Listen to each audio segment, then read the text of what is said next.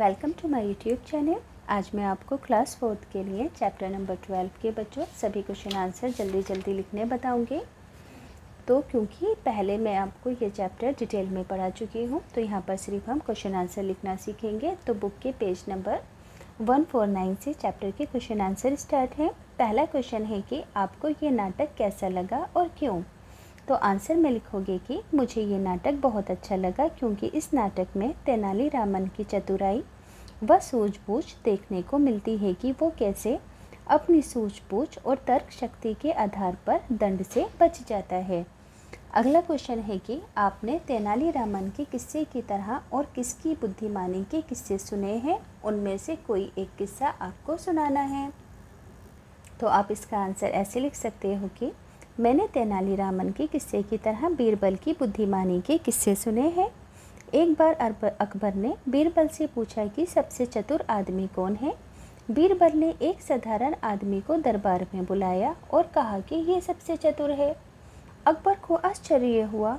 तब बीरबल ने समझाया कि चतुर वही होता है जो बिना घबराए सही निर्णय ले सके। ये बात अकबर को समझ भी आ गई और पसंद भी आ गई। अगला क्वेश्चन है, तेनालीरामन की तरह क्या आपने भी कभी किसी पर कठिन परिस्थिति को संभाला है? यदि हाँ संभाला है तो कैसे संभाला है? तो आप लिख सकते हैं कि हाँ।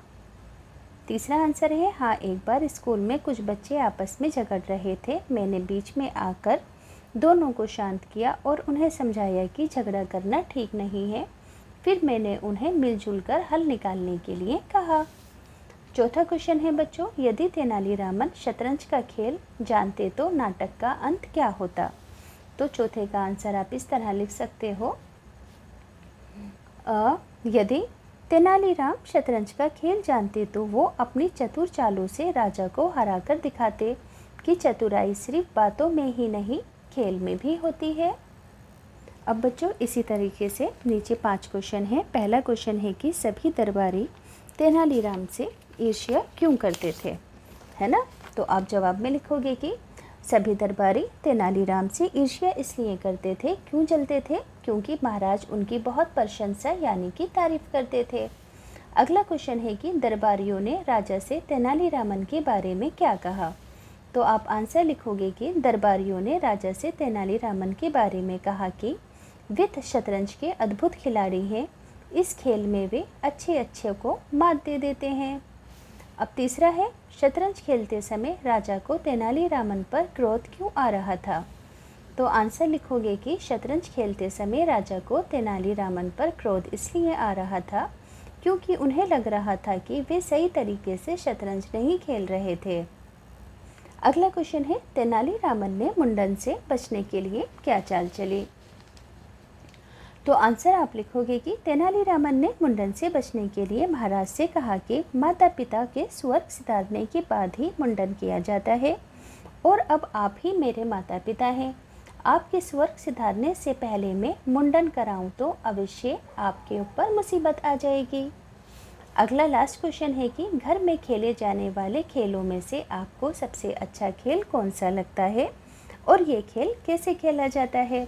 तो आप अपनी मर्ज़ी से लिख सकते हो। मैंने यहाँ पर लिखा है, मुझे लूडो खेलना सबसे अच्छा लगता है। ये एक बोर्ड गेम है जिसे 2 से 4 लोग खेल सकते हैं। हर खिलाड़ी की 4 गोटियाँ मिलती हैं। खिलाड़ी पासा फेंकते हैं और जितने अंक आए उतनी गिनती चलनी होती है। जो खिलाड़ी सबसे पहले अपनी सभी गोटियों को घर तक पहुँचा देता है वही विजेता होता है। अब बच्चों आगे है, किसने किससे कहा। शतरंज, क्या तेनालीरामन शतरंज के शौकीन हैं, राजा ने दरबारियों से कहा। और ये है मेरा दाव, तेनालीरामन ने राजा से कहा। अरे इतने महान आदमी का मुंडन, नाई ने राजा से कहा। हाँ महाराज, बड़े बड़ों को मात दी है तेनाली ने, पहले दरबारी ने राजा से कहा। उठो उठो, तुम्हें कोई दंड नहीं मिल रहा, राजा ने नाई से कहा। अब यहाँ पर आपको मिलान करना है, जैसे कि प्रशंसा का मतलब बढ़ाई, युक्ति का मतलब होता है उपाय, मात का मतलब होता है हार, घाघ है ना, घाघ यानी कि चालाक, माहिर का मतलब होता है कुशल और न्योते का मतलब होता है आमंत्रण। अब नीचे की साइड आपको विशेषता वाले शब्द लिखने हैं मटके से छांटकर, जैसे कि कुशल खिलाड़ी, नई चाल, गूढ़ चाल, चतुर तेनाली, महान आदमी, 5000 अशर्फियाँ। अब देखो यहाँ पर कुछ सेंटेंस है। पहला है प्रसन्न होकर आप क्या कहते हैं, मेरी खोई हुई पुस्तक मिल गई। चकित होकर कैसे बोलेगी, अरे तुम यहाँ कैसे। चकित यानी कि हैरान होना होता है। इसी तरीके से शांत होने पर वाक्य बनाओ, बस अब कोई और इच्छा नहीं रह गई। दुखी होकर हम कैसे बिहेव करते हैं, अरे ये कैसी विपत्ति आन पड़ी। अब देखो यहाँ पर आपको पूरा करना है। किसी को आने के लिए कहना तो हम कहेंगे आ।